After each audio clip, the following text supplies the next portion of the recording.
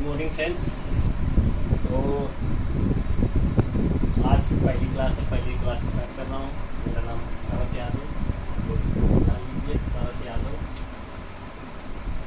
कुछ फ्रेंड्स जानते भी होंगे, कुछ फ्रेंड्स नहीं भी जानते होंगे। सरस यादव एक टीचर हूँ मैं भी सरस्वती विद्यालय में, और जो मुझे नॉलेज है तो मैं कुछ लोगों को बांटना चाहता हूँ, इसलिए मैंने क्लासेज चालू की हैं। तो फ्रेंड्स देखते हैं आप लोगों के लिए। सबसे पहले भूगोल देखते हैं। भूगोल, जनरल भूगोल, सामान्य भूगोल पढ़ाएंगे, सामान्य भूगोल बताएंगे आपको। तो जनरल भूगोल में आप लोग सबसे पहले आप लोग जानते हैं कि भूगोल जो होती है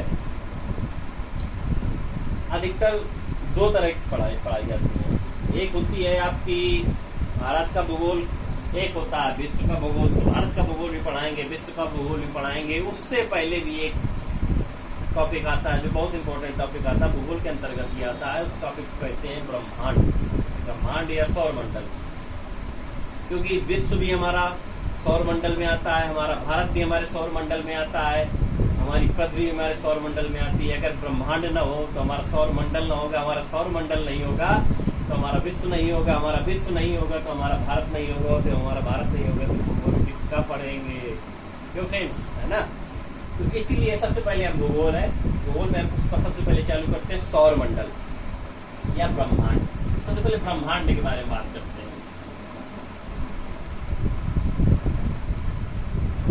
ब्रह्मांड या यूनिवर्स इसको इंग्लिश में कहते हैं। यूनिवर्स क्या है? ब्रह्मांड। तो ब्रह्मांड एक तरह से देखा जाए तो हमारे जो भी जिस तरह हमारी पृथ्वी है, इसी तरह लाखों करोड़ों पिंड हैं। पूरे ब्रह्मांड में लाखों करोड़ों पिंड है। तो कहाँ जो मिलते हैं, जहाँ प्राप्त किए जाते हैं, जहाँ वो फैले होते हैं, वो पूरा एरिया ब्रह्मांड कहलाता है। तो अगर ब्रह्मांड की उत्पत्ति की बात की जाए तो ब्रह्मांड की उत्पत्ति बिग बैंग थ्योरी से कहते हैं। बिग बैंग थ्योरी आप लोगों ने होगी, ये इतना इम्पोर्टेंट नहीं। बिग बैंग थ्योरी से हुई ब्रह्मांड की उत्पत्ति। मतलब इसको अविस्फोटन से हुई थी। मतलब क्या आप ये समझ लीजिए कि इस तरह की गैस के पिंड या पत्थर समझ लीजिए या गैसीय पिंड समझ लीजिए, एक दूसरे से टकराने के बाद उनमें विस्फोट हुआ। विस्फोट होने के बाद जो छोटे या बड़े कणों में अणुओं बढ़ गए, वो फैलने लगे, विस्तार करने लगे। धीरे धीरे इस तरह, मतलब ये पिंड था, विस्तार करने लगे, धीरे धीरे बढ़ने लगे। इस तरह ब्रह्मांड की उत्पत्ति हो गई। और ब्रह्मांड आपको पता होना चाहिए कि ब्रह्मांड अभी भी लगातार बढ़ रहा है। ब्रह्मांड सिर्फ ये नहीं है कि ब्रह्मांड का आकार निश्चित है या ब्रह्मांड अभी तक बढ़ रहा है। इस ब्रह्मांड में आपको बता दें, ब्रह्मांड के बाद आता है कि ब्रह्मांड में अनेक आकाश गंगाएं पाई जाती हैं। आकाश गंगा क्या होती है? तो फ्रेंड्स मैंने बताया कि आकाश गंगा, ठीक। तो आकाश गंगाएं होती हैं ब्रह्मांड के अंदर। तो इस ब्रह्मांड का व्यास वैसे बताया गया लगभग 10⁸ प्रकाश वर्ष बताया गया है। उनकी प्रकाश वर्ष में दी गई है 10⁸ प्रकाश वर्ष लगभग है, क्योंकि एग्जैक्ट किसी ने नापा नहीं है ना, कोई नाप सकता है एग्जैक्ट, आप लोग भी जानते हैं। लेकिन फिर भी मैं कह रहा हूँ कि ये ब्रह्मांड का व्यास इतना है, इसकी लगातार बढ़ रहा है। अब ये समझ लीजिए कि ब्रह्मांड में लगभग 100 अरब मंदाकिनी 100 अरब मंदाकिनियों का अनुमान लगाया गया कि ब्रह्मांड में लगभग 100 अरब मंदाकिनी हैं।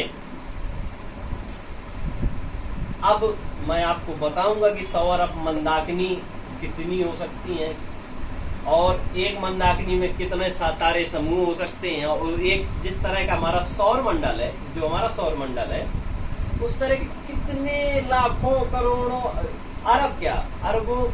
अरबों से ज्यादा जो हमारे अरबों से ज्यादा हमारे सौर मंडल होंगे। इसमें कितने सौर मंडल होंगे? अगिनत, कोई गिन नहीं सकता है। तो आइए फ्रेंड्स देखते हैं मंदाकिनी क्या होती है। मंदाकिनी मंदाकिनी आकाश गंगा बोलते हैं।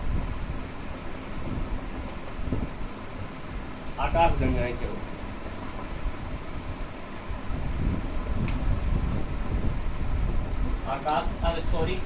आकाश गंगा हम अपनी मंदाकिनी को बोलते हैं। मंदाकिनी सबसे पहले देखते हैं मंदाकिनी क्या होती है।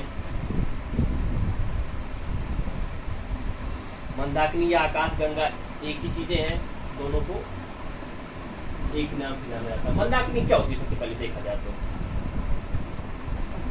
मंदाकिनी होती क्या है कि मंदाकिनी एक तारों का समूह है। तारों का समूह, जैसे कि सूर्य हमारा तारा है, सूर्य हमारा एक तारा है, आप लोग जानते हैं कि सूर्य तारा है, सूर्य ग्रह नहीं है, सूर्य एक हमारा तारा है। और इसी तरह के लाखों तारे, इसी तरह के लाखों तारों का समूह मिलकर क्या बनाता है? मंदाकिनी बनाता है। हमारी लाखों तारों का समूह मिलकर एक मंदाकिनी बनाता है। और मंदाकिनी की अगर दशा देखी जाए तो मंदाकिनी एक गैसी पुंज की तरह होता है। गैसी पुंज, एक गैसी पुंज है मंदाकिनी। और गैसी पुंज किस तरह का? जो शुरुआती किस तरह का गैसी पुंज है? जब तारे का निर्माण होता है तो तारे का निर्माण गैसी पुंज के आधार पर होता है, उस तरह का है गैसी पुंज।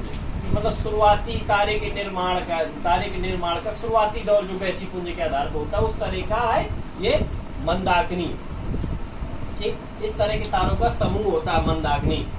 और मंदाकिनी अगर देखा जाए तो मंदाकिनी जो है, मंदाकिनी का 70% हिस्सा, मंदाकिनी का 70% हिस्सा फ्रेंड्स ये सर्पिलाकार होता है।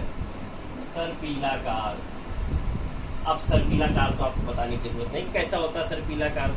सर्पिला मतलब आप जिसमें इसमें देख ही रहे हैं, सर्पिला मतलब सर्प क्या का। और आप सर्प जानते ही हैं, आप ये मत कह दीजिए कि सर्प इस तरह का होता है, ये वाला सर्प सर्पिलाकार नहीं।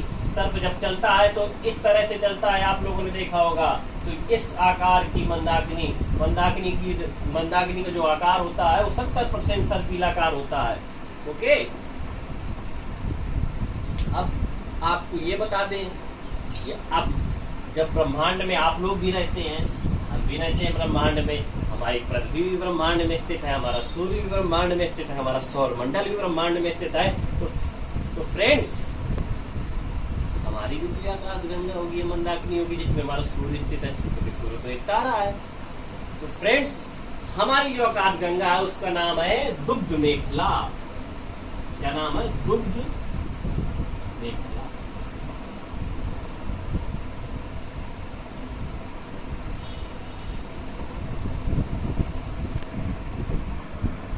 दुग्ध मेखला कहते हैं। ठीक, हमारी जो मंदाकिनी है उसका नाम है दुग्ध मेखला, या इसको आकाश गंगा भी कहते हैं। ये फ्रेंड्स नोट कर लीजिएगा, इंपॉर्टेंट क्वेश्चन बन सकता है ये, आकाश गंगा या दुग्ध मेखला। हमारी जो मंदाकिनी का नाम है, या क्वेश्चन ये बन सकता है कि हम किस मंदाकिनी में रहते हैं, हमारा सौर मंडल किस मंदाकिनी में स्थित है। यह क्वेश्चन हो सकता है कि हमारी मंदाकिनी का नाम क्या है, तो दुग्ध मेखला या आकाश गंगा, ये हमारी मंदाकिनी का नाम है। और इसी को देख लीजिएगा इंग्लिश में क्या कहते हैं, दुग्ध मेखला।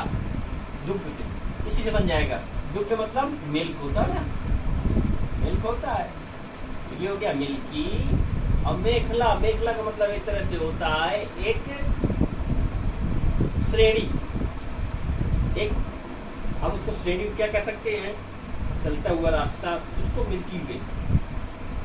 ठीक, मिल्की वे, इसको मिल्की वे भी कहते हैं, इंग्लिश में मिल्की वे कहते हैं। ठीक फ्रेंड्स, और इसमें एक क्वेश्चन और कभी कभी बहुत बनता है, बहुत ज्यादा आता है, लोग इम्पोर्टेंट भी बोलते हैं। वैसे नॉर्मल क्वेश्चन है, वो सबको याद हो जाता है, जैसे आपको, आप लोगों को भी सबको लगभग याद होगा।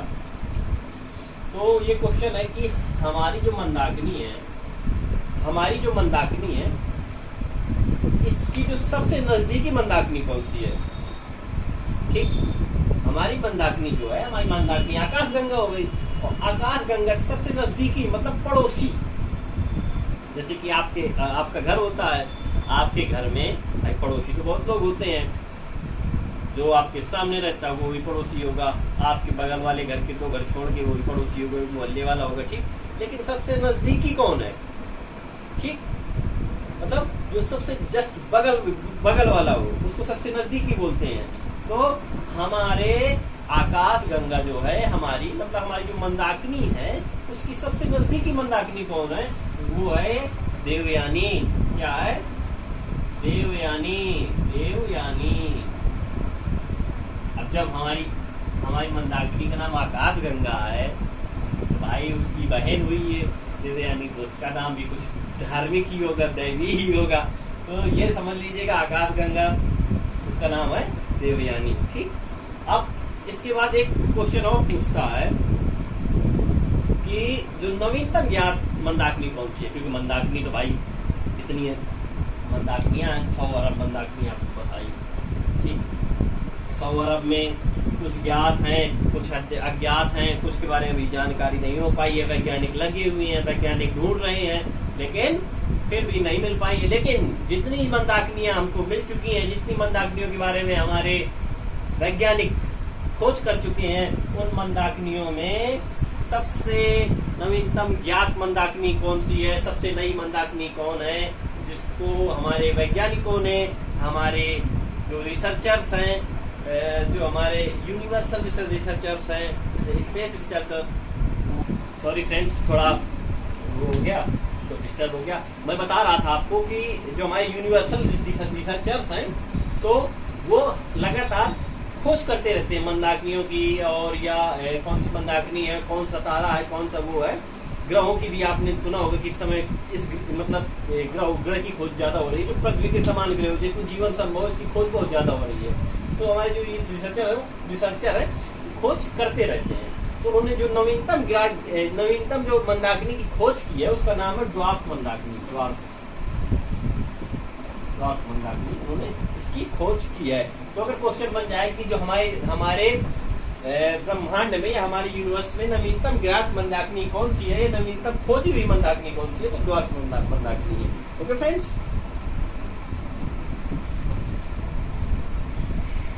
अब मंदाकिनी के बाद आता है सौर मंडल। हमारी मंदाकिनी में जो सौर मंडल है, अब सौर मंडल क्या होता है देख लेते हैं। सौर मंडल मोस्ट इंपोर्टेंट टॉपिक है ये सौर मंडल। अभी तक तो जो बता रहा था वो बेस था, अब रियल टॉपिक यहां से चालू होता सौर मंडल। सौर मंडल आप इससे समझिए सौर मंडल क्या है। सौर प्लस मंडल। ओके फ्रेंड्स, सौर प्लस मंडल। सौर का मतलब आप जानते हो, सौर का मतलब सूर्य, सन। सौर होता है ना, सौर ऊर्जा होता है, हैं? तो सौर ऊर्जा मतलब क्या? सूर्य की ऊर्जा। इसी तरह सौर क्या मतलब? सूर्य का। मंडल मतलब एक तरह से कहा जाए तो एक ग्रुप कहते नहीं। मंडल आपने सुना होगा कि एक मंडल बना देते हैं। मंडल का मतलब एक क्षेत्र होता है। ठीक। जिला होता है, जिला के बाद जिला से ऊपर क्या होता है? मंडल होता है ना फ्रेंड्स। तो मंडल मतलब एक विशेष क्षेत्र हो गया। तो सौर मंडल का मतलब क्या? सूर्य का क्षेत्र। जैसे भाई लोगों का एरिया होता है ना, है? इसी तरह सूर्य का एरिया, मतलब भाई लोगों का एरिया डिवाइड होता है। भाई लोग बोलते हैं ये अपन का एरिया है, ये अपन का एरिया है, इतना एरिया अपन का है। इसी तरह तो कह दिया क्या? सूर्य का एरिया। ठीक। मतलब जहाँ सूर्य की सत्ता हो, जहाँ सब कुछ सर्वोपरि सूर्य हो, तो उसको क्या कहते हैं? सौर मंडल। तो सौर मंडल को इस रियल में बोला जाता है, सौर मंडल का मतलब होता है सूर्य का परिवार। सूर्य का परिवार है। जब सूर्य का परिवार है, सूर्य उसमें मतलब मुखिया है। सूर्य मुखिया हुआ ना, फैमिली को ये एक हेड होता है, हेड के नाम पे परिवार का नाम किया जाता है कि भाई ये उसका परिवार है, ये उसका परिवार है। इसी तरह जब सूर्य का परिवार होगा तो सूर्य मतलब ये क्या है? मुखिया। ठीक। हेड हुआ। तो जब हेड होगा, जो मुखिया होता है, मुखिया के अलावा परिवार में कई सदस्य होते हैं।